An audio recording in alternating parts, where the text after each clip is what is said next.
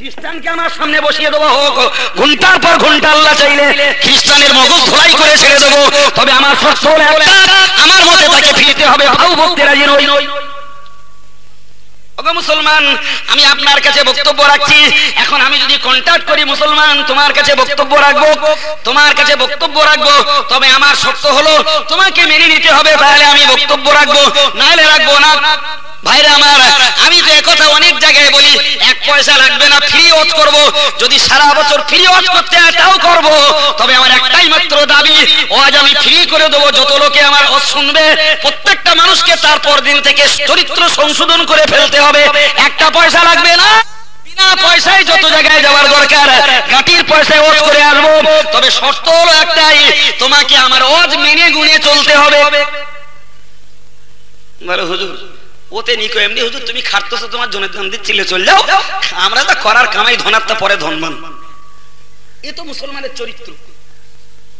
ও মুসলমান, কান খুলে শুনুন, আমি আপনাকে বিনয় করে বলতে চাই, একটু মাথায় ভালো করে ধরে রাখুন, কান খানা করে শুনুন। এতক্ষণ ধরে আমি ভিত্তি তৈরি করে একটি কথাই আমার জাত ও মুসলমান নারী পুরুষের কাছে রাখতে চাই। ওগো মুসলমান, দয়া করে এই কথাটি সর্বক্ষণের জন্য, চিরটি জীবনের জন্য মনে রাখবেন, যে না না আমার স্বার্থের বিরুদ্ধে যাক, আমার মতের বিরুদ্ধে যাক, আমার চলাচলতির বিরুদ্ধে যাক, আমার নিয়ম নীতির বিরুদ্ধে যাক, তবুও যদি কথাটা ইমানের কথা হয়, কথাটা যদি ইসলামের কথা হয়, কথাটা যদি কোরআন হাদিসের কথা হয়, কথাটা যদি বুজুর্গানে দিন পীরওয়ালিদের জীবন চরিত্রের নীতি আদর্শের কথা হয়, তাহলে আমি যদি না পালন করতে পারি, ওটা আমার ত্রুটি, ওটা আমার তঞ্চুকতা, ওটা আমার গাফলাতি, ওটা আমার উদাসীনতা। কিন্তু কথাটাকে মর্যাদার সঙ্গে মেনে নিতে, কথাটাকে মর্যাদার সঙ্গে ভক্তির সঙ্গে গ্রহণ করতে ত্রুটি করে আবু লাহাব আর ওই ইহুদিদের চরিত্র মতো চরিত্র দেখাবেন না, এটাই আমার বিনীত নিবেদন। বুঝতে পারেন এই কথা? ও চরিত্র দেখালে বিপদ। ভাইরা আমার, কান খুলে শুনুন, আল্লাহ পাক কোরআন শরীফে জানিয়েছেন, মা আতাকুমুর রাসূলু ফাখুযুহু ওয়া মা নাহাকুম আনহু ফান্তাহু। মহান আল্লাহ পাক রব্বুল আলামিন পরিষ্কার করে কোরআন পাকে জানালেন, মা আতাকুমুর রাসূলু ফাখুযুহু।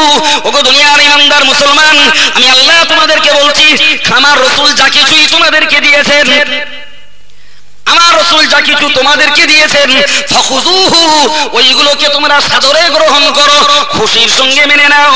যা কিছু তোমাদেরকে দিয়েছেন তথা যা কিছু তোমাদেরকে করণীয় কর্তব্য হিসাবে তোমাদের কাছে পেশ করেছেন, ওইগুলিকে তোমরা সাদরে আনন্দ চিত্তে খুশির সঙ্গে গ্রহণ করো। ওয়া মা নাহাকুম আনহু ফান্তাহু। আমার আল্লাহ পাক কোরআন পাকে জানিয়ে দিলেন, আর যেগুলিকে আমার নবী পাক নিষেধ করে দিয়েছেন, যেগুলি থেকে আমার নবী পাক বিরত থাকতে বলেছেন, যেগুলোকে বর্জন করে চলতে বলেছেন, আমি আল্লাহ পাক রব্বুল আলামিন বলছি, অবশ্যই ওই নিষেধকৃত বিষয়গুলি থেকে তুমি বিরত থাকো। কোরআনের নির্দেশ, কোরআনের কথা। আমার রাসূল যা তোমাদের কাছে দিয়েছেন ওইগুলোকে তোমরা সাদরে গ্রহণ করো, আর যেগুলো থেকে মানা করেছেন ওইগুলোকে তোমরা বর্জন করো। ও দুনিয়ার মুসলমান নারী আর পুরুষ, যদি মনে হয় না না আমি ওগুলোকে, আমি আল্লাহ দিত আদেশগুলোকে প্রতিপালন করব না গো, নিষেধগুলোকে বর্জন করব না, আমার আল্লাহ ছোট্ট ভাষায় জানিয়ে দিলেন তার গাম্ভীর্যের ভাব, ওয়াত্তাকুল্লাহ ইন্নাল্লাহা শাদীদুল ইকাব। ওরে বান্দা, ওরে হতভাগা কপাল ফাটা নারী আর পুরুষ, তুমি সাবধান হয়ে যাও, আল্লাহকে ভয় করো। ইন্নাল্লাহা শাদীদুল ইকাব, নিশ্চয়ই আল্লাহ পাক রব্বুল আলামিন কঠোর শাস্তি প্রদাতা, এটা যেন তুমি ভুলে যেও না। এই বুঝতে পারেননি ভাই আমার, এটা আল্লাহর গাম্ভীর্যের ঘোষণা। আমার রাসূল যা দিয়েছেন সেগুলো মেনে নাও, যেগুলো মানা করেছেন ছাড়ো। যদি না মেনে নিতে চাও তাহলে আল্লাহকে ভয় করো। মনে রাখো, আল্লাহর দেওয়া আযাব অত্যন্ত কঠোর। ভাইরা আমার, কান খুলে শুনুন, তাহলে আমি আপনাকে বলতে চাই, কোরআন পাকের নির্দেশ অনুযায়ী আল্লাহ এবং আল্লাহ রাসূলের দিত, আল্লাহ এবং আল্লাহ রাসূলের নির্দেশিত, আল্লাহ এবং আল্লাহ রাসূলের আদেশকৃত বিষয়গুলিকে গোটা মুসলিম সমাজের জওয়ান যুবক যুবতী, বৃদ্ধ বৃদ্ধা, পৌর পৌরী, যেই হোক না কেন, সকলকে এক বাক্যে মানার চেষ্টা করতে হবে। এটা হলো মুসলমানের চরিত্র। ঠিক তার পাশাপাশি মনে রাখুন যে কাজগুলোকে আল্লাহ করতে নিষেধ করে দিয়েছেন ওই কাজগুলোকে রীতিমতো বাদ দিতে হবে, বর্জন করতে হবে। এটাই আমার আল্লাহ পাক রব্বুল আলামিনের দেওয়া নির্দেশ, নিষেধ। ওগো ভাই আমার মনে পড়ে এর আগে বছর খানিক কি বছর দুয়েক আগে এই জলসায় কোথায় হয়েছিল আমার খেয়াল নেই, এখানেই হোক আর পাশেই হোক, আমি সেদিন যতটুকু বক্তব্য রেখেছিলাম কেবলমাত্র যুক্তি এবং দর্শনের ভিতর দিয়ে বোঝাতে চেয়েছিলাম আল্লাহ পাকের হুকুম মানতে হবে কি হবে না, এবং আল্লাহ পাকের নিষেধগুলোকে বর্জন করে চলতে হবে কি হবে না, বাস্তব যুক্তি দিয়ে বক্তব্য রেখেছিলাম, আমার ভালো খেয়াল রয়েছে। আজকের আমি কিছু কোরআন হাদিসের তথ্য আপনার কাছে তুলে ধরতে চাইছি। ওগো মুসলমান, একটু ভক্তি মর্যাদার সঙ্গে কথাগুলোকে শুনে নিয়ে পালন করা যাবে কিনা একটু মাথা ঠান্ডা করে স্মরণ রাখুন আর পালন করার নিয়ত করুন। উদাহরণ আমরা ভালোই জানি কি কাজ করলে নেকি হবে, জানার মানুষের অভাব নাই। অভাব আছে? নামাজ পড়লে সওয়াব হয় মানুষ জানে না বাবু? খুব জানে, বহুত জানে। ও মুসলমান, কান খুলে শুনুন, আমি আপনাকে বলতে চাই কোন কাজ করলে মোটামুটি নেকি হয় তা আমরা খুব ভালো রকম জানি, কিন্তু আমি আপনাকে একটা কথা ঘুরিয়ে বলি, একটু দয়া করে বলবেন।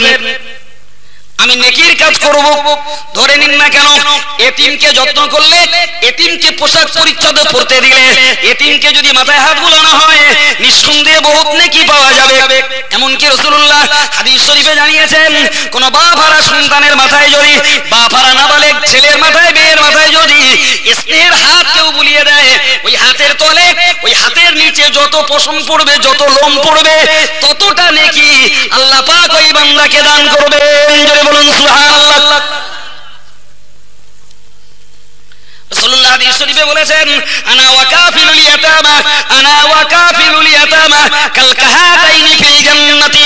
আমার আল্লাহর নবী বললেন, ও আমার সাহাবারা মনে রাখো, আমি মুহাম্মদুর রাসূলুল্লাহ সাল্লাল্লাহু আলাইহি ওয়াসাল্লাম এবং একজন এতিমের যত্নকারী, এতিমের রক্ষণাবেক্ষণকারী, এতিমের যত্ন নেওয়া মানুষ, এরকম তর্জনী মধ্যমা দুটি আঙ্গুল যেমন গায়ে গায়ে পাশাপাশি, আমি মুহাম্মদুর রাসূলুল্লাহ সাল্লাল্লাহু আলাইহি ওয়াসাল্লাম এবং এতিমের যত্নকারী মানুষটা এমন কাছাকাছি জান্নাতে থাকবো।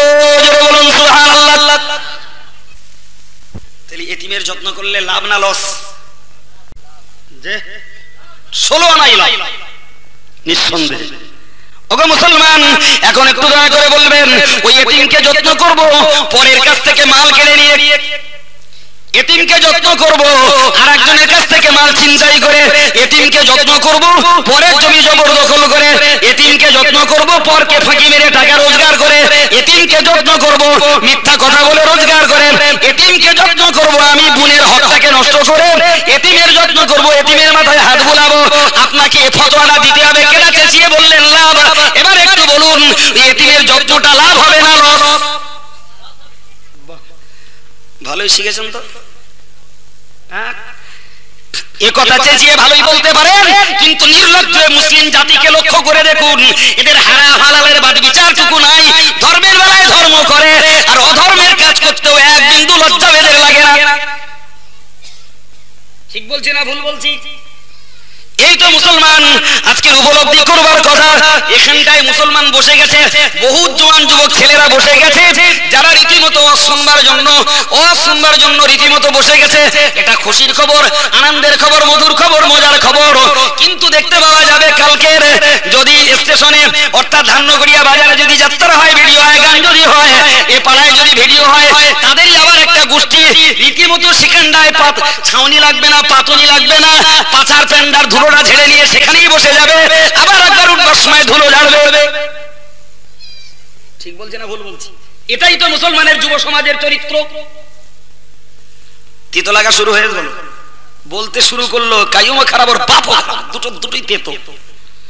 ও মুসলমান, কান খুলে শুনুন, আমি আপনাকে বিনয় করে বলতে চাই, মাথায় ভালো করে ধরে রাখুন। তাহলে এতিমকে যত্ন করা ভালো কাজ, কিন্তু হারাম পথ ধরে অন্যায় পথে রোজগার করে এতিমকে যত্ন করবেন কখনো নয়। ওই এতিমের যত্ন করার অধিকার ইসলাম আপনাকে দেয়নি।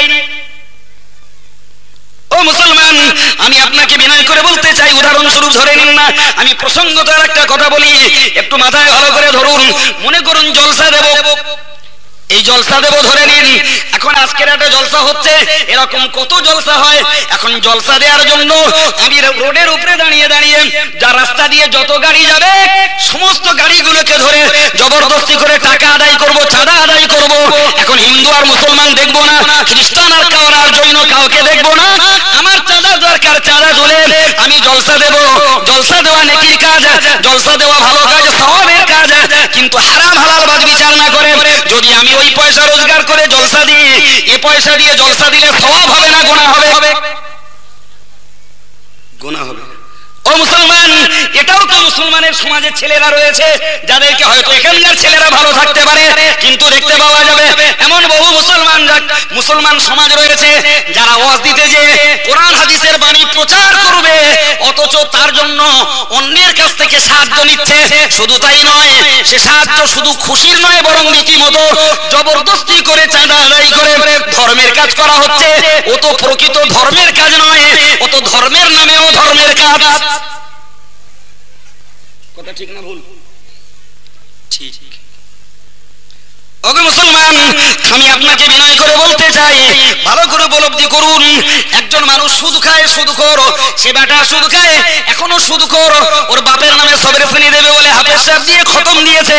এখন সুদখোরের টাকা দেবে হাফেজ সাহেবকে খেতে, সুদখোরের মাল খাওয়াবে হাফেজ সাহেবকে। হাফেজ সাহেব র্যান্ডাম খতম পড়ে দিল তার বাড়ি, ওর বাপের জান্নাতের মাঝখানে পৌঁছে দিচ্ছে। এখনো সুদের টাকা মৌলবীর যদি দেয়, আর ও সুদের টাকা যদি হাফেজ সাহেবের দেয়, ও সুদের টাকা দিয়ে যদি খাইয়ে দেয়, ওতে সওয়াব হবে না, জাহান্নামের কাজ হয়। মুসলমান সমাজকে ভালো করে তাকিয়ে দেখুন, এরা সুদের টাকা বন্ধ করতে রাজি নয়, সুদ বর্জন করতে এরা রাজি নয়, মৌলবীর তুলসী দিতে এরা রাজি আছে। ঠিক বলছি না ভুল বলছি? আর আমি মৌলবী মনে মনে করি, আমায় যখন নুন তুলসী দিচ্ছে, আমায় যখন নমো নমো করছে, ওটাই তো আমার জন্য যথেষ্ট। তুই স্বর্গ গরু যা পারিস করিয়ে দে, আমার দেখার দরকার নেই। ঠিক বলছি না ভুল বলছি বলুন? মুসলমান, আল্লাহ পাক রব্বুল আলামিন কোরআন শরীফে জানিয়েছেন, আল্লাহ পাক কোরআন শরীফে জানিয়েছেন স্পষ্ট ভাষায়, আল্লাহুল বাইআ ওয়া হারামার রিবা। আমার আল্লাহ পাক কোরআন শরীফে বললেন, ওগো জগৎবাসী মনে রাখো, আল্লাহ সুদকে করে দিয়েছেন হারাম, আর ক্রয় বিক্রয়কে করে দিয়েছেন হালাল। কেনা বেচা করা তথা ব্যবসা বাণিজ্য করা হালাল, আর সুদ খাওয়া হারাম। আমার সমাজের তথাকথিত মুসলমান ঘরের কিছু কুলাঙ্গার রয়েছে, ধর্মের ধার ধারে না, মৌলবীর সঙ্গে মোকাবেলা করার জন্য ওজন গোপ ফুলিয়ে বলে, আমি ব্যবসায় টাকা খাটালে পয়সা হয়, আর সুদেও টাকা খাটালে পয়সা হয়। তাহলে ব্যবসা করলে যদি টাকা রোজগার করা যায়, সুদে কেন রোজগার করা যাবে না? আমি বলি, তোমার মাথায় ওই কুকুরি পেচ্ছাপ করে দিয়েছে, ওই কুকুরি তোর মাথায় মুতে দিয়েছে। যে কুকুর পেচ্ছাপ করেছিল আরবের সেই কাফেরদের মাথায়, ওরাও বলেছিল ঠিক ওই রকম কথা, ইন্নামাল বাইউ মিসলুর রিবা। রীতিমতো তারাও বলেছিল কেনা বেচা আর সুদ দুটোই এক রকমের। তুমি তো ১৫০০ বছর পরে সেই কথাটাই বলছো, তাহলে তাদের ওই বেঈমানি মাথা আর তোর এই মুসলমানের মাথার ভিতরে পার্থক্য কোথায়? কথা বুঝতে পারেন না কিছু? হ্যাঁ মুসলমান, আজকের ওই সুদ বর্জন করার মুসলমান খুঁজে পাওয়া যায় না। সুদের সঙ্গে রীতিমতো মুসলমানরা যুক্ত, বরং মুসলমান ঘরে বসে বসে ঠ্যাঙের উপরে পা দিয়ে সমালোচনা করে, দোকানে বসে বসে মুসলমান সমালোচনা করছে। এই মৌলবীরাই আমাদেরকে বড় লোক হতে দিল না, মৌলবীরাই সমাজটাকে অর্থহীন করে ফেললো, মৌলবীরাই সমাজটাকে রীতিমতো রিক্ত নিঃস্ব গরিব বানিয়ে ফেলেছে। এ বলিয়া ওড়ানোর লোক মুসলমান সমাজে রয়েছে। ওরে অন্য জাতির কথা আমি বলি না, অন্য জাতি কি বলবো, ঘর সামলাতে পারি না তো পর কি বলবো? ও মুসলমান, আল্লাহ পাক কোরআন শরীফে জানিয়েছেন, ও দুনিয়ার মানুষ ভালো করে মনে রাখো, আমি আল্লাহ পাক রব্বুল আলামিন বলছি, সুদকে হারাম জানার পরে, সুদকে হারাম জানার পরে যারা সুদকে বর্জন না করে, সুদকে হারাম জানার পরে সুদকে যারা বর্জন না করে, আমার আল্লাহ বললেন, ফাইল্লাম তাফআলু ফাযালু বিহারবিন মিনাল্লাহি ওয়া রাসূলিহি। যদি তোমরা সুদকে হারাম জানার পরে সুদকে যদি বর্জন না করো, সুদ যদি ওই অবস্থায় খেয়ে যাও, আমি আল্লাহ পাক বলছি তুমি তৈরি হয়ে যাও। আল্লাহ তোমাকে অনুমতি দিচ্ছেন, আল্লাহ এবং তার রাসূলের সঙ্গে যুদ্ধ তোমায় করতে হবে। আল্লাহ এবং রাসূলের সঙ্গে যুদ্ধ করতে হবে। ও ও দুনিয়ার মুসলমান, একটু দয়া করে বলবেন, সারা পৃথিবী গোষ্ঠী শুদ্ধ সুদখোরগুলো যদি একত্রিত হয়ে যায়, আল্লাহর সঙ্গে একটু লড়াই করব, আল্লাহর সঙ্গে একটু যুদ্ধ করব, এই সারা পৃথিবীর সাই গোষ্ঠী সুদখোর যদি একসঙ্গে হয়, তাও কি পারবে আল্লাহর সঙ্গে? কিছু মানুষ চুপ করে মনে হয় এর কাছে চিন্তায় পারতে পারে নাকি? সারা পৃথিবীর সুদখোরগুলো যদি একত্রিত হবে, কেন গোটা বিশ্বের জিন আর ইনসান যদি একত্রিত হয়ে যায়, সারা পৃথিবীর কয়েকশো কোটি মানুষ আর কত কোটি জিন রয়েছে আমি জানি না বাবু, কোনো কিতাবে দেখিনি। তাহলে এই জিন আর মানুষ একসঙ্গে যদি সবাই একত্রিত হয়ে যায়, আল্লাহ পাক রব্বুল আলামিনের শক্তির মোকাবেলা করার জন্য না না না না কিছুই এদের করবার ক্ষমতা নাই, বরং একটা সেকেন্ড নয়, একটা মুহূর্তের ভিতরেই গোটা জিন জাতি মানব জাতিকে ধ্বংস করে দেওয়ার ক্ষমতাবান আল্লাহ। ঠিক না ভুল? ও মুসলমান, কেন করে শুনুন, আমি আপনাকে বলতে চাই, আমার রাসূলুল্লাহ হাদিস শরীফে বলেছেন, আর রিবা ৭০ হুবান, আমার আল্লাহর নবী বলেন, সুদের ৭০ রকমের গুনাহ হয়, সুদের ৭০ রকমের গুনাহ হয়। খর মধ্যকার এক রকমের গুনাহ হলো, এক রকমের গুনাহ হলো আইসারুহা আইয়ানকিহার রাজুলু উম্মাহু, এক প্রকারের গুনাহ হলো নিজের আপন মায়ের সঙ্গে ব্যভিচার করা। নিজের মার সঙ্গে ব্যভিচার করলে যেরকম গুনাহ হয়, মার সঙ্গে ব্যভিচার করাটা যেমন ঘৃণ্য, মার সঙ্গে ব্যভিচার করাটা যেমন অপরাধ। আমার আল্লাহ পাক রব্বুল আলামিনের রাসূল বললেন, সুদের ৭০ রকমের গুনার ভিতরে এক প্রকার গুনাহ হলো ওটাই মায়ের সঙ্গে ব্যভিচার করার সমতুল্য। ভদ্রলোকের স্টেকেট ফান্টা দেওয়া, নেকটাই পরা বাবু, হ্যাট কোট বুক অক্সফোর্ড পরা বাবু, অথচ সুদখোর। ওরে সুদখোর, তুমি মনে রাখো, পোশাকে তোমার স্টেকেটে, তোমার টেরিকাটাতে, তোমার জুতোয়, তোমার মোজায়, তোমার জামায় যত ভদ্রতা তুমি দেখাও না কেন, রাসূলের পরিভাষায় তুই মায়ের সঙ্গে ব্যভিচারীর অপরাধী। কথা বুঝতে পারেন না? সমাজের এ কথা আজকের বলার মানুষ কম, আর যাবা টুকটাক বলেন যারা বলেন, তাদের কথা মেনে চলতে গেলেও এদের ওই স্বার্থে ঘালাই। তখন বলে ও মৌলবি আর ভিটে তুলিস না, খবরদার ও মৌলবি ভিটে তুলিস না, তোরা মৌলবি দেখতে পাস না, আর কাইম সাহেব ছাড়া কারো খুঁজে পাস না। কত মৌলবি রয়েছে, কি সুন্দর ওয়াজ করে, সে ওয়াজের তুলনা নেই কোনো, একদম ওই জোগাড় করবি। ও ভাই আমার, কান খুলে শুনুন, আমি আপনাকে বলছি, রাসূলুল্লাহ হাদিস শরীফে বলেছেন, লানাল্লাহু আকিলার রিবা ওয়া মুকিলাহু ওয়া কাতিবাহু ওয়া শাহিদাইহি, রাহু মুসলিম। আমার আল্লাহর নবী বলেন, মুসলিম শরীফের হাদিস পাকের দ্বিতীয় খণ্ডে স্পষ্ট করে উল্লেখিত রয়েছে, আমার রাসূলুল্লাহ বলেন, যারা সুদ খায়, ওয়া মুকিলাহু, সুদ যারা খাওয়ায়, ওয়া কাতিবাহু, সুদ যারা লেখে, সুদের লেখক, ও শাহিদাইহি, এবং সুদের দুটুন সাক্ষী যারা হবে, আমার আল্লাহর নবী বললেন, সুদ খানেওয়ালা, সুদ খাওয়ানেওয়ালা, সুদের হিসাব লেখক এবং সুদের সাক্ষী যারা, এদের সকলের উপরে খোদার লানত হবে।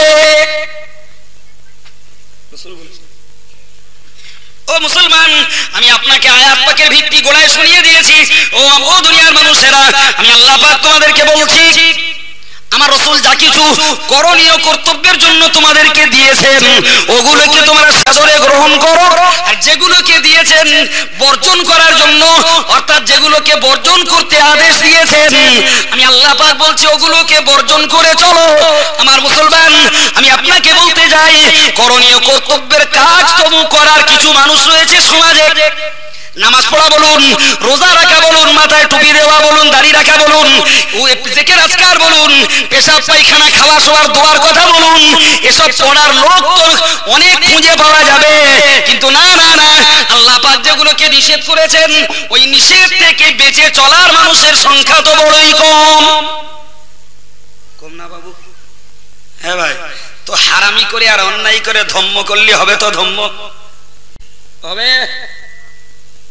কোরআন শরীফে আল্লাহ পাক রব্বুল আলামিন জানিয়েছেন, কোরআন পাকে আমার আল্লাহ বলেন, ওয়ালা তাকরাবুজ জিনা। আমার আল্লাহ বলেন, কোরআন পাকে এসেছে, ওয়ালা তাকরাবুজ জিনা। ও জগতের মানুষেরা, খবরদার খবরদার, তোমরা জিনার ধারেও যেন ঘেঁষো না। কি বললে? জিনার ধারেও ঘেঁষো না। জি, হাদিস পাকে এসেছে প্রকাশ্য জেনা করো না। জি ভাইরা আমার কান খুলে শুনুন, কোরআন শরীফের অন্য একটা আয়াত পাকে এসেছে, কোরআন শরীফের অন্য আয়াত পাকে এসেছে ওয়ালা ইয়াকতুলুনান নাফসাল্লাতী হারামাল্লাহু ইল্লা বিল হক ওয়ালা ইয়াজনুন ওয়া মান ইয়াফআল যালিকা ইয়ালকা আসামা। আমার আল্লাহ পাক কোরআন শরীফে বলেন, যারা আল্লাহর প্রকৃত বান্দা, যারা আল্লাহর প্রকৃত ইবাদতগুজার বান্দা, আমার আল্লাহ পাক তাদের চরিত্র, তাদের গুণাবলী বর্ণনা করতে যেয়ে বললেন, না না না, তারা কোনোদিন অন্যায় ভাবে কাউকে মারে না, অন্যায় ভাবে কাউকে হত্যা করে না, অন্যায় ভাবে কাউকে তারা খুন মার্ডার জখম পর্যন্ত করে না। আল্লাহর বান্দাদিগের গুণাবলী কোরআন শরীফের একটা রুকুতে দীর্ঘ দীর্ঘ আয়াত ধরে বলা হয়েছে, সব বলবার সময় নেই, প্রয়োজনটুকুই বলছি। আমার আল্লাহ বললেন ওয়ালা ইয়াকুলুনান নাফসাল্লাতী হারামাল্লাহু ইল্লা বিল হক।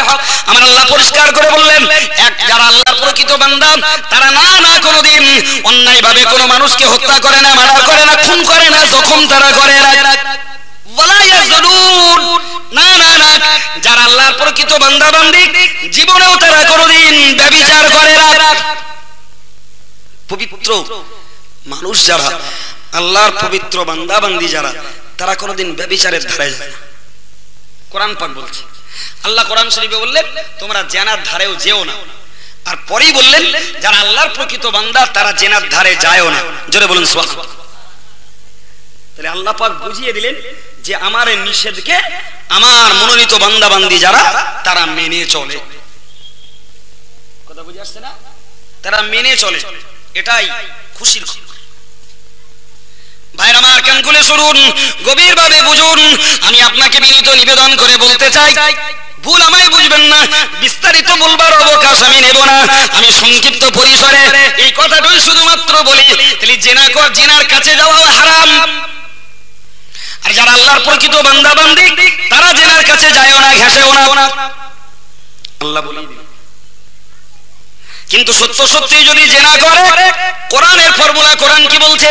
আয-যানিয়াতু ওয়াজ-যানি ফাজলিদু কুল্লা ওয়াহিদিন মিনহুমা মিয়াতা জালদা ওয়া লা তাখুযুকুম বিহিমা রাফাতুন। আল্লাহ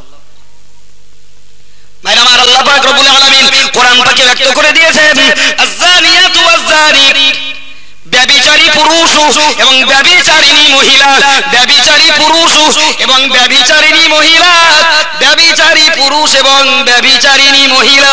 আমার আল্লাহ বললেন এদের দুজনের উপরে ফাজলিদু কুল্লা ওয়াহিদিন মিনহুমা মিয়াতা জালদা, ওদের প্রত্যেকের উপরে যদি তারা অবিবাহিত হয় 100 করে কোড়া তাদের মারা শরীয়তের নির্দেশ।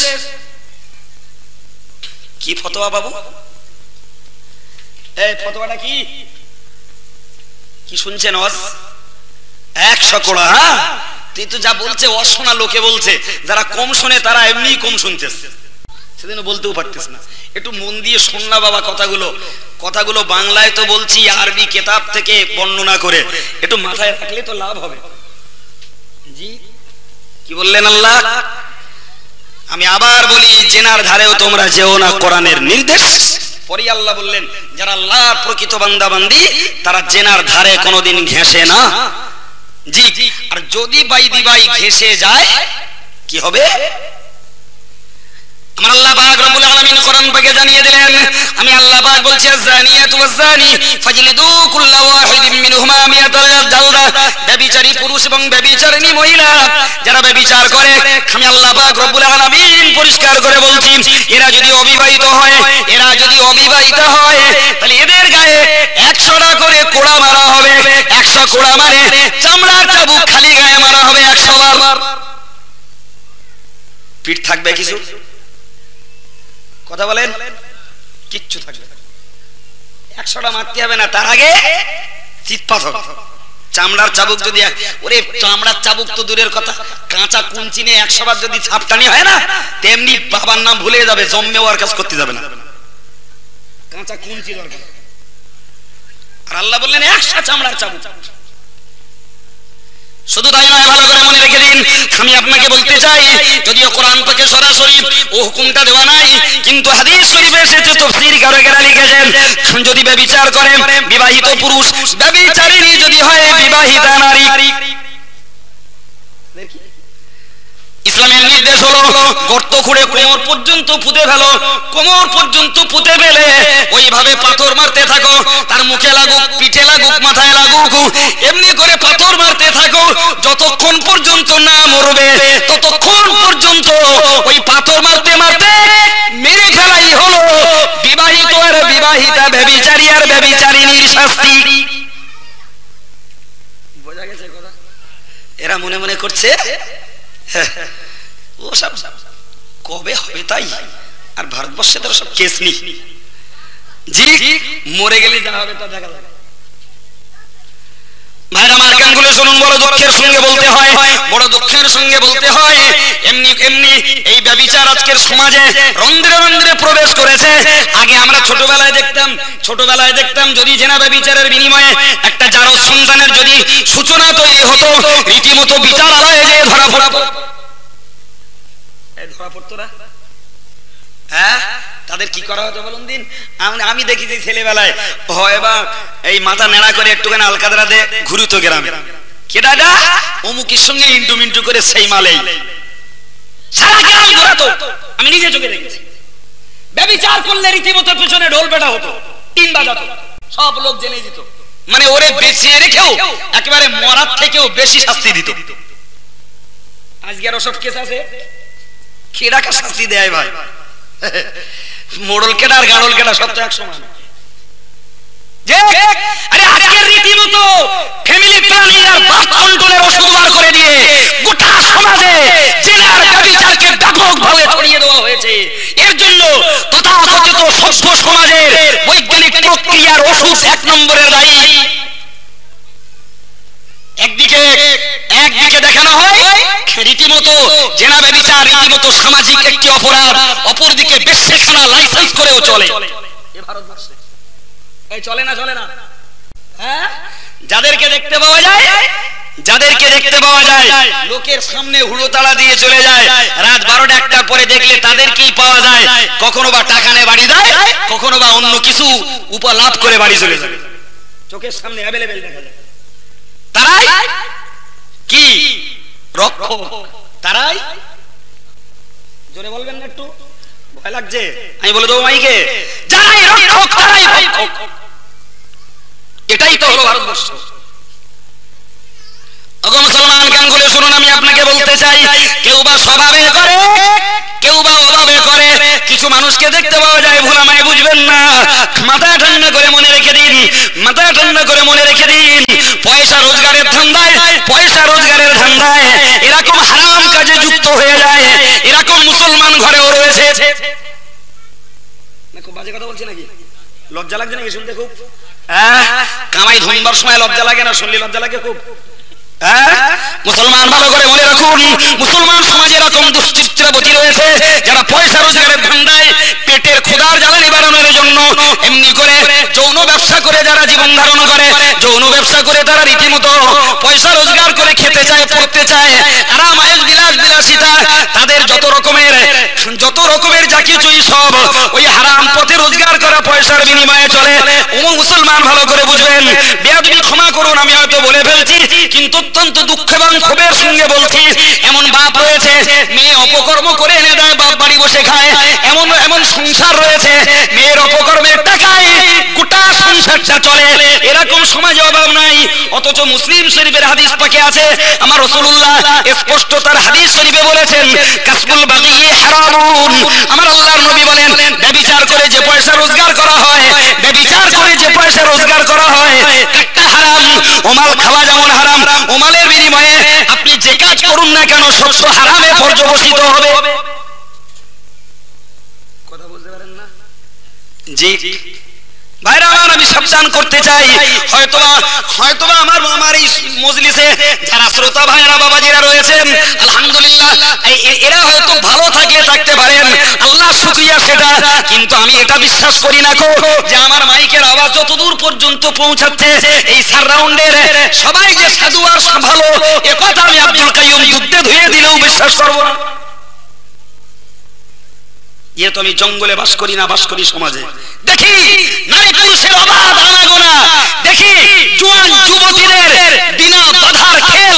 সুতরাং তাদের উন্মাদনা বন্ধ হবে, বন্ধ থাকবে, এই জিনিস কোনোদিন বিশ্বাস করা যায়। যেখানে ডাক্তারখানায় গেলেই পাওয়া যায় বার্থ কন্ট্রোলের র্যান্ডাম ওষুধ, নিম্নমানের উন্নত মানের সব রকমের। ওরে ধরা পড়লি তবে তোর মাথা নাড়া। আমরা ভদ্র যুগের লোক, ধরা পড়বি কেন? ধরা পড়ার কোনো কেস নেই, কি আছে? ধরা পড়বে কোথায়? ভাইরা আমার কানগুলো শুনুন, আমি আপনাকে বিনয় করে বলতে চাই, অতএব সাবধান হয়ে যাওয়ার দরকার, সাবধান হয়ে যাওয়ার দরকার। এত বড় কঠিন শাস্তি যে বিষয়ে মুসলিম সমাজে সেটাও চলে, এত বড় কঠিন গুনার কাজ যে কাজ মুসলমান সমাজে তাও চলে। আবার রাসূলুল্লাহ স্পষ্ট তার পাক জবানে আবার হাদিস শরীফে পরিষ্কার বলেছেন, ব্যভিচারীর পয়সা হারাম, অথচ সে পয়সাই রোজগার করার মানুষ, কম হোক দুটো একটা হোক, তবুও মুসলমান সমাজে খোঁজ করলে মিলে যাবে, এতে কোনো সন্দেহ নাই। বাবু এই কথাগুলো কে মানবে? ওরে কারুর কাছে যদি থাকে ফ্রি সেক্স, ফ্রি সেক্স যদি থাকে, ইসলাম তোমার কাছে ওই ফ্রি সেক্স দেওয়া নাই। তুমি যেখানে খুশি তোমার যৌন ক্ষুধা মেটাবে, ইসলামে হারাম। শুধু তাই নয়, ভালো করে আপনি মনে রেখে দিন, রীতিমতো মনে রাখুন, আমার রাসূল পাক সাল্লাল্লাহু আলাইহি ওয়াসাল্লাম জানিয়েছেন, কবিরা গুনাহ তো উন্নত মানের কবিরা গুনাহ। জি, তাহলে কোন ধর্মে থাকতে পারে যৌন ক্ষুধা নিবেদন করাটা ধর্মের অঙ্গ? নাউজুবিল্লাহ। স্বামী ছাড়া অন্য জায়গায় যৌন ক্ষুধা নিবারণ করা, অন্যত্র যে নিজের সন্তান তলব করা, কোন ধর্মে যদি অনুমতি থাকে তারা তাদের রুচিতে কুলালে সে কাজ করতে পারে, কিন্তু ইসলামের কাছে এটা যে কঠিন হারাম, মুসলমানকে সে ব্যাপারে সাবধান হওয়া উচিত। কথা বুঝতে পারেন না জি? ওগো মুসলমানের ছেলেরা, কান খুলে শুনুন, আমি আপনাকে বিনয় করে বলতে চাই, আমার বিশ্বনবী জনাবে মুহাম্মদুর রাসূলুল্লাহ সাল্লাল্লাহু আলাইহি ওয়াসাল্লাম তার পাক জবানে জানিয়েছেন, আমাকে আল্লাহ পাক দেখিয়েছেন, আমাকে আল্লাহ পাক দেখিয়েছেন, আমি দেখেছি তন্দুরের সমতুল্য একটি গৃহ, তন্দুরের সমতুল্য একটি গৃহ, ওই ভিতরটা হলো অত্যন্ত গোলাকার বড় জায়গা, মুখটা হলো খুব সরু। আমি আল্লাহর নবী বলছি, তন্দুরের সমতুল্য একটি গৃহ, যার ভিতরে জ্বলছে দাউ দাউ করে আগুন, আর ওই আগুনের ভিতরে রয়েছে কিছু উলঙ্গ আর উলঙ্গিনী নারী আর পুরুষ। আমি নবী পাক দেখলাম ওই আগুনের এত তীব্রতা, আগুনের এত গতি, ওই উলঙ্গ নারী আর পুরুষগুলি আগুনের গতিতে একবার উপরে উঠছে, আবার একবার নিচে নামছে। আমার আল্লাহর হাবিব বলেন, আমি নিজে চোখে দেখতে পেলাম ওই উলঙ্গ আর উলঙ্গিনী নারী আর পুরুষগুলি ওই আগুনের গতিতে উপরে ওঠে আর নিচে নামে, উপরে ওঠে আর নিচে নামে। আমি রাসূল পাক সাল্লাল্লাহু আলাইহি ওয়াসাল্লাম ওদের সম্পর্কে জানতে চাইলে আল্লাহ পাক রব্বুল আলামিন জানিয়ে দিলেন জিবরিল আমিন মারফত।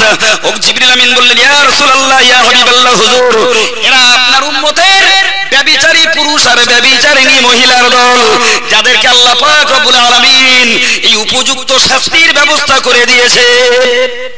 জোরে বলুন নাউজুবিল্লাহ। ভাইরা আমার, আমি আপনাকে যে কথা বলতে চাইছিলাম, তাহলে শরীয়ত যেগুলোকে নিষেধ করে দিয়েছে সেগুলো থেকে সামলানো উচিত। ভাই এই ওয়াজ করলি খুব তিতো লেগেছে, বিরাট তিতো, এই ওয়াজ হজম করা বড় কষ্ট। কিন্তু আপনি যদি মনে করেন তিতো লেগেছে, তিতো আমি লাগাইনি, তিতো লাগে তো লাগিয়েছেন আমার আল্লাহ এবং রাসূল। এই কথা ঠিক না ভুল? এখন যদি মনে করেন আল্লাহ আল্লাহ রাসূলের ওয়াজ তিতো লেগেছে, তার মানে তোর আসলে মুসলমান থাকার ইচ্ছাই না, তুই বেরো জাহান্নাম। তোর কেডা বলিস থাকতি? এই আল্লাহ আল্লাহ রাসূলের কথা যার বিশ্বাসে আসে না, আল্লাহ আল্লাহ রাসূলের কথা যার তিতো লাগে, তাহলে সে লোকটা মুসলমান থেকেও কি আর না থেকেও কি কোনো লাভ আছে? কথা বলেন, কোনো লাভ নাই। তার মতো লোক ইসলাম থেকে খারিজ হয়ে গেল, আল্লাহর কিছু যায় না। জি, একটা মিষ্টি ওয়াজ বলবো, একটা মিষ্টি ওয়াজ বলি। ভাইরা আমার, কান খুলে শুনুন, গভীর ভাবে বুঝুন। একটা মিষ্টি ওয়াজ আপনাকে শুনিয়ে দিই। বুখারী শরীফের হাদিস পাকে এসেছে, বনি ইসরাইল জাতির একজন মহিলা, বনি ইসরাইল জাতির একজন মহিলা একদিন নয়, দুদিন নয়, 3 দিন নয়, গোটা জীবন ধরে বেশ্যাগিরি করেছে। গোটা জীবন ধরে বনি ইসরাইল জাতির একটি মহিলা বেশ্যাগিরি করেছে। ওই মহিলা কোন একদিন মরুভূমির মরু রাস্তা দিয়ে যেতে যেতে দেখতে পায়, মরুভূমির মরু রাস্তা দিয়ে চলতে চলতে দেখতে পায় ওই মরুভূমির একটি কুয়ার পাশে একটি কুকুর তৃষ্ণায় ধুঁকছে, জিভ তার শুকিয়ে গেছে, নাকে তার ঘ্রাণ লেগেছে, পানির ঘ্রাণ, শুকতে শুকতে কুয়ার পাশে পৌঁছে গেছে বটে, কিন্তু কুয়া থেকে পানি তুলে খাওয়ার ক্ষমতা তো কুকুরের নাই। কুকুরটিকে দেখে মনে হচ্ছে জীবন তার ওষ্ঠাগত, পানির টানে জীবন তার বেরো বেরো করছে। ভাইরা আমার কান করে শুনুন, আমার রাসূল পাক সাল্লাল্লাহু আলাইহি ওয়াসাল্লাম বলেন ওই মহিলার ওই জীবের প্রতি বড় দয়া লেগেছে, ওই মহিলার জীবের প্রতি বড় মমতা লেগেছে। মহিলা কি করছে জানেন? ওই কুয়ার কাছে চলে এসে, কুকুরটির ভয় নাই, ভীতি নাই, কিছুই নাই, প্রাণ তার বাঁচা বড় দায়, কেউ যদি তাকে পানি খাওয়ায় ওটাই হলো তার জীবনের এই মুহূর্তের বড় সম্পদ। ওই মহিলা কি করছেন? পায়ে থেকে চামড়ার মোজা ছিল খুললেন, আর নিজের গায়ের ওড়নাগুলোকে ছিঁড়ে ছিঁড়ে দড়ি বানিয়ে ওই চামড়ার মোজায় বেঁধে দিয়ে কুয়ার ভিতরে তুলে ফেলে দিয়ে পানি তুলেছে, কুকুরটাকে খাইয়ে দিলেন। ওই কুকুরটাকে পানিটা খেয়ে কুকুরটা যেন তার তাজা জীবন আবার ফিরে পেল। ভাইরা আমার, বিশ্বনবী জনাবে মুহাম্মদুর রাসূলুল্লাহ সাল্লাল্লাহু আলাইহি ওয়াসাল্লাম বললেন, আমার নবী পাক বললেন, আমার সাহাবারা মনে রাখো, ওই মহিলা ওই কুকুরের প্রতি যে দয়া দেখিয়েছে, ওই কুকুরের প্রতি যে দয়া দেখিয়েছে, কুকুরটাকে তৃষ্ণা নিবারণ করতে যে যেটুকু খেদমত দিয়েছে, আমার আল্লাহ পাক রব্বুল আলামিন এতটুকু খেদমতের বিনিময়ে আমার আল্লাহ ওই মহিলার জীবনের গুনাহকে ক্ষমা করে দিয়ে আল্লাহ তাকে জান্নাত নসিব করে দেবে। একবার বলুন না সুবহানাল্লাহ। এটা তো আল্লাহর দয়া। জি না, আমি যদি বাবু এরকম একটা ওয়াজ যদি করে দেই, আর খোদা না করুক আমার মাইর স্কয়ারে যত দূর যাচ্ছে মাইকের আওয়াজ, এর ভিতরে যদি এরকম খেড়ে একটার দাগ যদি থাকে, তাহলে 3 হাত দিয়ে বগল বাজাবে আর বলবে পাড়ায় যত কুকুর আছে কাল থেকে সব পানি খাওয়াবো। কাইম সাহেব লাইন ক্লিয়ার করে দিয়ে গেছে। কথা বুঝতে পারেন না? এটা হলো মিষ্টি ওয়াজ। ওরে নাদন, ইয়ে কি করে তুমি বুঝলে যে তোমার জন্য ওই শিখে ছিঁড়ে পড়বে? আল্লাহ কার জন্য দয়া দেখাবেন এরকম কোন থিওরি আর নীতি কোরআন আর হাদিস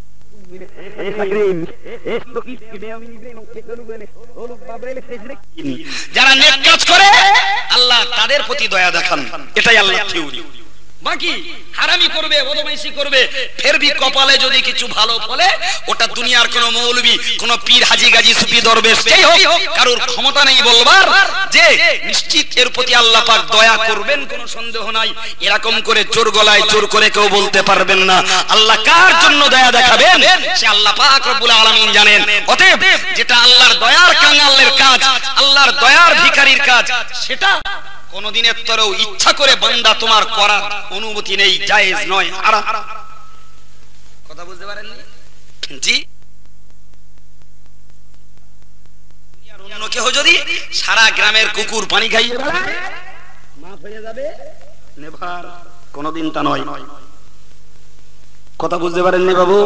তাহলে ওয়াজ যদি আমি মনে করি আমি কারোর কাছে গাল শুনবো না, কারোর কাছে নিন্দামন্দ শুনবো না, কেউ যেন আমার খারাপ না বলে, সবাই যেন আমার ভালো বলে, তাহলে সবার ভালো বলতে গেলে ওই শুধু ওই হাদিসটা শুনিয়ে দিতে হবে, বনি ইসরাইল জাতির মহিলা বেশ্যা করে করে কুকুরের পানি খেয়ে গেল, জান্নাতে গেল, বাস, আর কিচ্ছু বললে হবে না। তাইলে হুজুর ভালো, তাই তো? জি ওগো মুসলমান, গান গলে শুনুন, আমি আপনাকে বিনয় করে আরো এক ধাপ এগিয়ে বলতে চাই, বক্তব্য ছেড়ে দেবো, পারবো না। আমি আপনাকে বিনয় করে আর একটা কথা বলে বক্তব্য ছাড়ি। মাথা ঠান্ডা করে মনে রাখুন, আমি সুদের কথা বলেছি, জেনার কথা বলেছি। আমি আপনাকে বলতে চাই, বিশ্বনবী সাল্লাল্লাহু আলাইহি ওয়াসাল্লাম তার পাক জবানে জানিয়েছেন, আর রাশি ওয়াল মুরতাশি কিলাহুমা ফিন্নার। আমি আল্লাহর নবী বলছি, ওগো জগৎবাসী মনে রাখো, যে লোকটা ঘুষ দেয় আর যে লোকটা ঘুষ নেয়, এ দুটোই জাহান্নামে যাবে। ঘুষ দেने वाला भी जहन्नम में जाएगा, घूस लेने वाला भी जहन्नम में जाएगा। আমি ঘুষের অন্য মশলার কথা বলতে চাই না আপনাকে, আপনি অতটুকুই হাদিস পাককে মনে রাখুন। ঘুষ কারে বলে, ব্যাখ্যা কি, অত শত বুঝিরা মোটামুটি সরল বাংলা মানি যেটুকু বুঝলে আমাদের কাজ চলে, ততটুকু বুঝি, ততটুকু বুঝলেই যথেষ্ট হয়ে যায়। ঘুষ তো তারই নাম, ঘুষ তো তারই নাম। অযোগ্যকে যোগ্য প্রমাণ করতে যেয়ে যে পারিতোষিক দেওয়া হয়, তারই নাম তো ঘুষ। জি, অর্থের বিনিময়ে কিছু করিয়ে নেওয়া, এটাই তো আমাদের সমাজে ঘুষ বলে প্রমাণিত হয়। ও মুসলমান, আমি আপনাকে বলতে চাই, একটু দয়া করে মাথা ঠান্ডা করে বুঝবেন, আজকের যদি কালো মেয়েরা সাদা ছেলের হাতে তুলে দিতে হয়, ঘুষ কিছু দেওয়া লাগে নাকি? ওগো মুসলমান, আজকের যদি দেখতে পাই কালো মেয়েটার সাদা হাতে তুলে দিতে গেলে ঘুষ কিছু দেওয়া লাগে।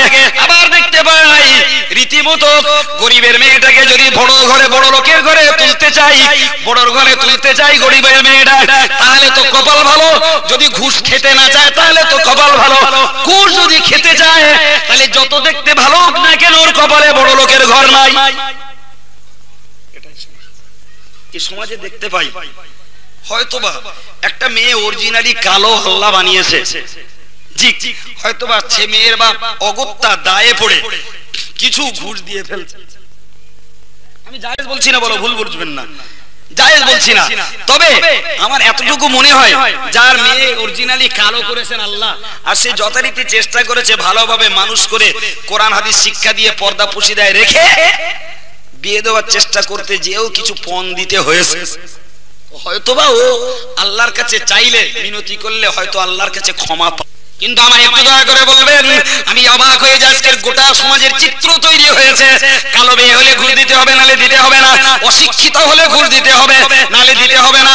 ও পরিবেশ ছিল এখান থেকে 2-5 বছর আগে, বর্তমান সময় হয়েছে বিয়ে হলেই কিছু দিতে হবে। মেয়ে যত সুন্দরী হোক না কেন, মেয়ে যত শিক্ষিতা, তথাপিও ছেলের খোল হা করছে, ও গর্ত খালি পড়ে রয়েছে, ওগুলাও কিছু ফেলতে হবে, না ফেললে পরে তোমার মেয়েও পাস হবে না।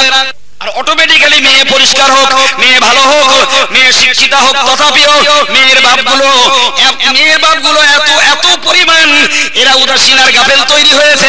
মেয়ের জন্মানোর সাথে সাথে মেয়ের নামে টাকা ফিক্স করছে, কি সুন্দর ফতোয়া শিখেছে, সুদের টাকা হারাম আর পণ দেওয়া হারাম, তাহলে সুদের টাকা দিয়ে পণ শোধ করে দেবো, হারামে সুদে বোধে হয়ে যাবে। সুদের টাকা দিয়ে মেয়ের বিয়ের পণ দেবে, মানে হেগে মুদ্দে ধোয়া মতন করবে, তাই তো হলো। খুব খারাপ লাগছে ভাষা শুনতে না? খুব খারাপ লাগছে ভাষা শুনতে? বড় ভদ্র ভাষা শিখেছি। কত শিখেছো ভদ্র ভাষায়? আসবে শিখিয়ে দেবো ইনশাআল্লাহ। জি, কোন চিন্তায় আপনি খোঁজ করুন, আমার কথা যদি মিথ্যা হয় জীবন ওয়াজ করব না, ওয়াজ বন্ধ করে দেবো আমি। এই মুসলমানকে আপনি ইন্ডিভিজুয়ালি খোঁজ করে দেখুন, মেয়ে বিয়ে দেওয়ার জন্য ফিক্সড ডিপোজিট করে রেখেছে। বিশ্বাস হয় আপনার? খোঁজ করলে এই মজলিসে হয়তো 2-4টে মিলে যাবে। ওগো মুসলমান, কান খুলে শুনুন, তাহলে একজন লোক প্রকৃত দায়বদ্ধ হয়ে কাজ করে, কিন্তু না মুসলমান, মনে রেখে দিন, ভালো করে উপলব্ধি করুন। আমি আপনাকে বিনয় করে বলতে চাই, একজন লোক একটার কাটা একটাই থাকলি একটা বাজে, এই দুটোর এই কাঁটাটা দুটোর ঘরে গেলে 2টো বাজে, আর 3টের ঘরে গেলে 3টে বাজে। তা এখন কটা বেজেছে? একটা বাজে। কখন অরিজিনালি বাজে বলো? 3টে। কথা বুঝতে পারেননি তো? দেখো তুমি কেরাম করে বললে এই তো তোমরা বললে 1টা বাজে, তার বেতে 15 হচ্ছে 15। বুঝতে পারেননি? ঠ্যাঙের অর্ধেকটা নিই, তার 20,000। আর আস্ত যদি 2টো থাকে তাহলে 30, আর সে ঠ্যাঙে যদি একটু বল থাকে তাহলে 40। এই তো সমাজ। আপনি জানেন খোঁড়ার যা ঠ্যাং সোজা পড়ে না, ব্যাগা পড়তেছে, তারে 20,000 দিচ্ছে। কি হবে এদের উপায়? হয়তো মনে মনে করেন, হুজুর ওর যখন ঠ্যাং খোঁড়া তোর তো কিছু দিতেই হয়, না দিলেও খাবে কি? আরে ভাই, ওর যদি ঠ্যাং যদি খোঁড়া হয়, খাওয়ার মতন কিছু না থাকে, তাহলে তুই যেটা দিবি ওটা খেয়ে ফেলবে, তারপরে কি হবে? ভাইরা আমার, রাগ করবেন না, দুঃখ নেবেন না। আমি আমার সমাজের হাল হকিকত দেখি বলছি বাবু, কারোর উপরে রাগ নেই, দেশ নেই, কারোর প্রতি আমার খুব আপত্তি নেই। আমি শুধু চিন্তা করে পাই না যে একটু যদি ধর্মটাকে মেনে চলার চেষ্টা যদি মানুষ করতো, তাহলে আল্লাহর কিছু রহমত এদের উপরে হতো। কিন্তু এরা ইচ্ছা করে যখন ধর্মের গণ্ডির বাইরে চলে যেতে চাইছে, সেখানে আল্লাহ কি আর তোমাদের উপরে ইচ্ছা করে রহমত দিয়ে ধর্মের পথে আনবে? তা কি হয়? তা তো হতে পারে না বাবু, অসম্ভব। কিন্তু এমন দুনিয়ার সঙ্গে এমন করে মেতে উঠেছে গোটা সমাজ যে ইচ্ছা করে এরা আল্লাহর ধর্মের প্রতি একটু আকৃষ্ট হবে, ধর্মটাকে মেনে চলার চেষ্টা করেই দেখবে। ভাই আমার, আমি এ কথা অনেকবার, হয়তো অনেকবার মানে দুই একটা সবাই বলে ফেলেছি, আজকের একটু প্রসঙ্গ তো বলে ফেলি, রাগদেশ করবেন না। মাঝে মাঝে দুই একটা প্রচলিত ভাষা বলেছি কিনা, সেই জন্য মনে মনে হচ্ছে কে জানি মৌলী সাহেব বোধহয় বড্ড বাজে ভাষায়। না ভাই, ঘন্টার পর ঘন্টা ক্যাসেট, 20-50 ঘন্টা নয়, 100 ঘন্টার ক্যাসেট জোগাড় করবেন ইনশাআল্লাহ, দেখবেন আব্দুল কাইয়ুম কোনোদিন বাজে ভাষা ব্যবহার করে না, রীতিমতো সাধুত্ব এবং শালীনত্ব ভাষার সঙ্গে কথা বলার চেষ্টা করে। তো মাঝে মাঝে ক্ষোভে দুঃখে বলে ফেলে দিই। তো ভাই আমি বলি, আচ্ছা বলুন দিন, আমি আপনাদের বলি যে ভাই আমি একটা মেয়ে খুঁজছি। কিরকম মেয়ে? আর ছেলের পরিচয়? আমি বলছি ছেলের পরিচয় হলো ছেলে এমএ পাস, হাই স্কুলের হেডমাস্টার, মেন রোডের ধারে টিপটপ একতলা বাড়ি, বাড়ি ফ্যান পাকা ফ্রিজ সবকিছুই রেডি, শুধু দরকার একটা গৃহিণী। তা একটা মেয়ে খুঁজছি। কিরকম মেয়ে চাই? তা বলছে মেয়ে শুটকো হোক আপত্তি নেই, কালো হোক আপত্তি নেই, দেখতে দাঁড় কাকের মতন হোক তবু আপত্তি নেই, একটা মেয়ে হলি হবে মোটামুটি। ভাই ঘটকের এরম বললি ঘটকের চিন্তা লাগবে না লাগবে না একটু ঠিক করে বলেন দিন। যে ছেলেটা এমএ পাস, হাই স্কুলের হেডমাস্টার, মেন রোডের ধারে একতলা টিপটপ বাড়ি, বাড়ি ফ্যান পাকা ফ্রিজ কিছুর অভাব নাই, যদি কালো শুটকি খোঁজে, যদি বলে যায় একটা মেয়ে সন্তান হলি হলো, একটা মেয়ে হলি হলো, এ যদি খোঁজে তাহলে ঘটকের একটু চিন্তা লাগা উচিত কিনা দয়া করে বলবেন? লাগে বলছি এ কেন হলো? আরে সে বড় জোর বলতে পারে আমি একটা গরিবের মেয়ে নেবো, মেয়েটা ভালো হবে, কি বলতে পারে আমি একটা ধার্মিক মেয়ে নেবো, আমার পয়সা কড়ির কোনো দরকার নেই, বলে অনেক। মাশাআল্লাহ এই সমাজে এখনো বহু জওয়ান যুবক ছেলে রয়েছে আলহামদুলিল্লাহ, তারা বিনা পয়সায় বিনা পণে বিয়ে করতে চায়, এরকম ছেলে সমাজে এখনো আছে, এখনো মাশাআল্লাহ অনেক আছে। তাই যে কোনো মূল্যেই থাক, তারা নিজেরা পড়ে শুনে বুঝুক, আর আলেম ওলামাদের মুখ থেকে ওয়াজ নসিহত শুনবার বিনিময়ে পণকে ঘৃণা করুক যে কোনো মূল্যেই। এরকম ছেলে মাশাআল্লাহ এখনো গ্রাম খুঁজলে প্রতিটি গ্রামে এক একটা মিলে যাবে, যারা বিনা পণে বিয়ে করার জন্য রেডি। আর আল্লাহ চাইলে দিনে দিনে আরো উন্নতি আল্লাহ ঘটাতে পারেন। তাই হোক, কিন্তু যে ছেলেটা চাইছে এমন করে, সে খুঁজতে পারতো, গরিব ছেলে খুঁজতে পারতো, এই গরিব মেয়ে খুঁজতে পারতো, অশিক্ষিতা হোক আপত্তি নেই, তবু মেয়েটা আমার একটু পরিষ্কার, অনেক কিছু দাবি থাকতে পারে, কিন্তু এমন একটা মেয়ে খুঁজছে যে এরকম হলেও চলবে, তবে এর থেকে ভালো হলেও নেবে, তবে এরকম হলেও চলে যাবে। ঘটক তখন জিজ্ঞেস করতেছে যে আচ্ছা ব্যাপারটা কি, বলছেন কোন ব্যাপার স্যাপার আছে? তো ব্যাপার কিচ্ছু নেই, ওই ছেলেটা মালা, এই হচ্ছে ব্যাপার, আর কিচ্ছু না। ও টাকা পয়সা বাড়ি ঘর দোর সব ঠিক আছে, তবে ফিজিক্যালি আনফিট, ওর যৌন ক্ষমতা নেই, এটাই যায়। কোন রকমে একটা মেয়ে সন্তান যদি হয়, তাহলে অন্তত পক্ষে জামা কাপড় গুলো পরিষ্কার, ওর বাড়ির রান্না বাড়া গুলো এইগুলো করে দিলে ওর অন্তত একটু আয়েস, একটু আরাম, একটু সুবিধা হবে। আসলে ও ফিজিক্যালি আনফিট, যৌন ক্ষমতায় অকর্মণ্য, এই জন্য এরকম একটা খুঁজছি। এখন ও মেয়ে ফোন নেবে না, বলছে যে আমি মেয়েটাকে একদম সব সাজিয়ে দিয়ে আসবো। একটা মেয়ের বাপ উঠুন দিন যে আমার একটা সুটকি দাঁড়কা, কেউ রাজি আছেন? জোরে বলেন। বাহ বাহ বাহ, তাহলে তো তালে ঠিক আছে, হ্যাঁ তার বেলা তো তালে ঠিক আছে।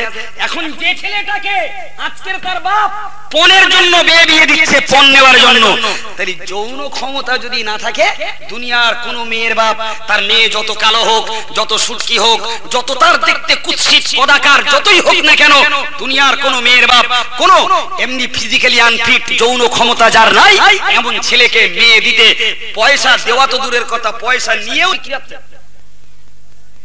ছেলের বাপ ছেলের পণ্য বিয়ে যাচ্ছে, মানে কি বিক্রি করে খাচ্ছে, বুঝতে পারছেন? হ্যাঁ পেরেছেন?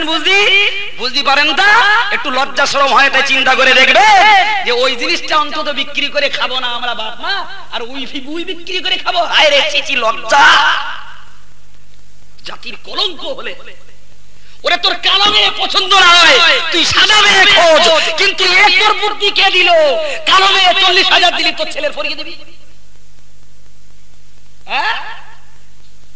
আমি ভাষাটা আর বললাম না, ভদ্র মানুষ হয়েছেন তো অনেক, হ্যাঁ তবে কি বিক্রি করে খাচ্ছে বুঝদি কারোর বাকিও নি, আলহামদুলিল্লাহ বাকি আছে কারোর, হ্যাঁ তো কোন খাওয়া মানে ওই বিক্রি করে খাওয়া। অথচ গোটা সমাজে আজকে রন্ধে রন্ধে চলেছে দাড়িওয়ালা চাচা, এমনি বেদাড়ির কথা বাদ দিন, ও তো স্পেশাল ক্যাটাগরির প্যাসেঞ্জার। দাড়িওয়ালা চাচা, বুক ভরা দাড়ি, চাচা বলছে আচ্ছা এই তোমার ছেলের বিয়েতে কোনো কিছু দাবি দাওয়া আছে? ছি ছি, তওবা তওবা তওবা, আস্তাগফিরুল্লাহ, আমি ওরকম কাজ করি না গো। জি আমি কিচ্ছু জানি না, জানে ওই খোকার বোনাইরা আর খোকার মামুরা। কথা বুঝতে পারেননি? খোকার বোনাইরা জানে আর খোকার মামুরা জানে, ও কিচ্ছু জানে না। ও প্যাক প্যাক করে হাঁসের মতন ওই পনের শাড়ি গিলবে, ও কিচ্ছু জানে না। পরের দিন দেখতে পাবে ছেলের একটা দোকান হয়েছে, ছেলের ঘরটা বেশ চাকচিক্য একদম প্লাস্টার হয়ে গেছে, দরজা জানলা চ্যাম্পিয়ন হয়ে গেছে, ও কিচ্ছু জানে না, একদম ও একদম বেনা ঝাল ছোট জগন্নাথ। ইয়ার কি মারা হচ্ছে না? ধর্ম নিয়ে খেলা চলছে না? হ্যাঁ, তুমি কিচ্ছু জানো না বলে 7 ঘটি দুধ পানি বলে খেয়ে নেবে আর মনে করছো আল্লাহ ছেড়ে দেবে নাকি? জি ভাইরা আমার, মনে রেখে দিন রাসূলের ভাষায়, হাদিস পাকের ভাষায়, হাদিস পাকের ভাষায় রাসূল পাক সাল্লাল্লাহু আলাইহি ওয়াসাল্লাম তার পাক জবানে জানিয়েছেন, আর রাশি ওয়াল মুরতাশি কিলাহুমা ফিন্নার। আমার আল্লাহর নবী বলেন, ওগো জগৎবাসী, যে লোকটা ঘুষ দেয় এবং যে লোকটা ঘুষ নেয়, আমি আল্লাহর নবী বলছি দুটোই জাহান্নামে যাবে। ও মুসলমান, তাহলে পণ দেওয়া এটা এক রকমের ঘুষ দেওয়া, আর পণ নেওয়া তো এটা ঘুষ গ্রহণ করা। কথা বুঝতে পারেননি? ও ভাইরা আমার, আমি আপনাকে বিনয় করে বলতে চাইছিলাম যে কথাগুলো গোড়া থেকে বলতে বলতে পর্যন্ত এসেছি, দ্বীন এবং ইসলামী শরীয়ত, আমার আল্লাহ এবং তার রাসূল যে কাজগুলো করতে আদেশ করে দিয়েছেন ওই কাজগুলোকে করা, যে কাজগুলো করতে নিষেধ করে দিয়েছেন ওই কাজগুলোকে বর্জন করা। যদি আপন আপন জায়গায় আদেশটাকে আদেশের জায়গায় যদি না রাখি, নিষেধটাকে যদি নিষেধের জায়গা থেকে আদেশের জায়গায় যদি নিয়ে যাই, আমার আল্লাহ বললেন আল্লাহকে ভয় করো, ইন্নাল্লাহ শাদীদুল ইকাব, নিশ্চিত করে মনে রাখো আল্লাহকে ভয় করো এবং নিশ্চিত করে মনে রাখো অবশ্যই আল্লাহর আযাব, আল্লাহর দেওয়া শাস্তিটা অত্যন্ত কঠোর এবং জঘন্যতম শাস্তি। জি, তাহলে আল্লাহ পাকের শাস্তি থেকে যদি বাঁচতে হয়, তাহলে কোরআন হাদিসকে পুঙ্খানুপুঙ্খ রূপে আরে মানবার চেষ্টাটা করেন না বাবা, একটু চেষ্টা করে দেখুন না, আল্লাহ রহমত করলেও তো করতে পারেন, একটু চেষ্টা তো করতে হবে, গাদায় গুণ ঢেলে দিলে হবে। জি দরুদ শরীফ, আল্লাহুম্মা মাওলানা মুহাম্মদ ওয়া আলা। ভাইরা আমার, তো আমি তো বাবু এমনিতেই 2 ঘন্টার মধ্যে 2 ঘন্টার বেশি বলি না, ভীষণ কষ্ট হয়, স্বাভাবিক। আর আমি আগেই বলেছিলাম আমি ফাঁকিবাজি বুঝি না বাবু, অস করি তো অস করি। আর ওই আওয়াজ যদি আবার একটু ফাঁকি মেরে মেরে যদি জিরিয়ে দিয়ে বলতাম, তার দেখা যায় 2.5 ঘন্টা 3 ঘন্টা হয়ে যেত, আমার দ্বারা সম্ভব। আমি 8টায় উঠেছি, 10টায় পর্যন্ত আমার 9:30 পর্যন্ত বলবো বলে হাফেজ সাহেবকে বলেছিলাম।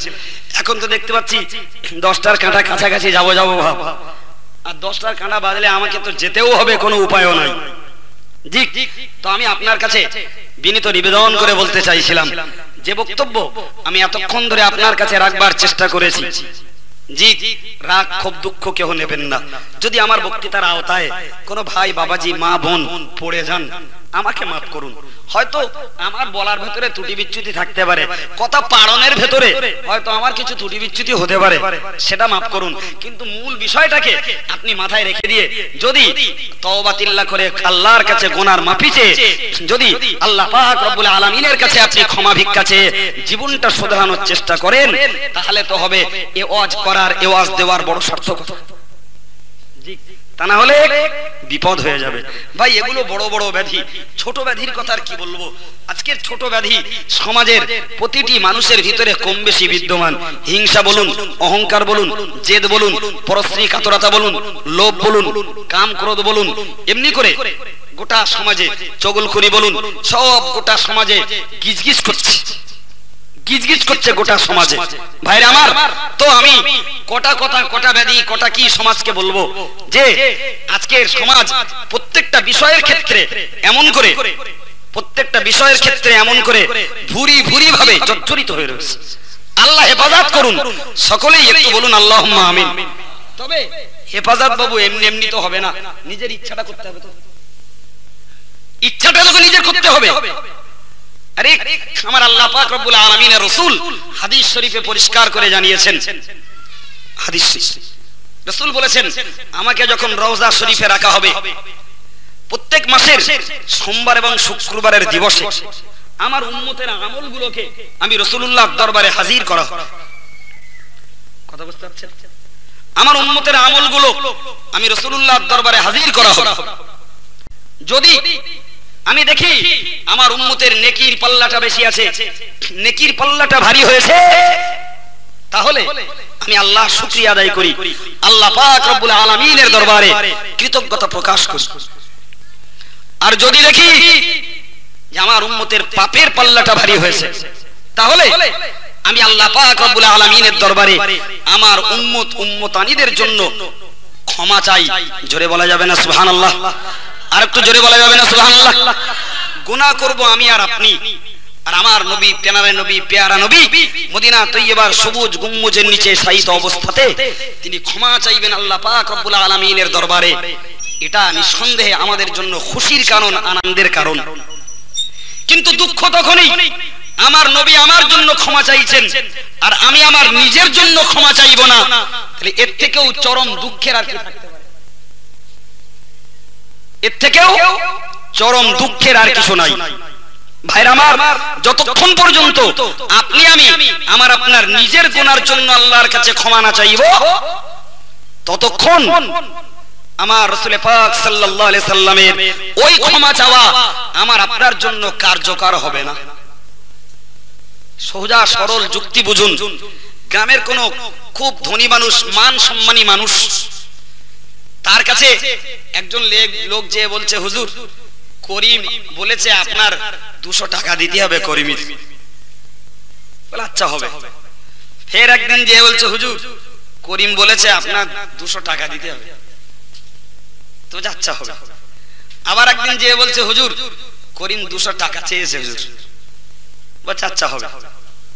বলে হুজুর করিম 200 টাকা চেয়েছে, দেবেন না হুজুর? তো অগত্যা তখন হুজুর তো বলতে বাধ্য হবেন, আচ্ছা তুমি তো লাগার করিম চাইছে করিম চাইছে করিম চাইছে করছো, কই করিমের সঙ্গে তো সকাল বিকাল আমার প্রত্যেকদিন দুবার করে দেখা হয়, তো করিম তো একদিনও বলে না তো কিচ্ছু। ভাই বলবে না, বলবে না এরা?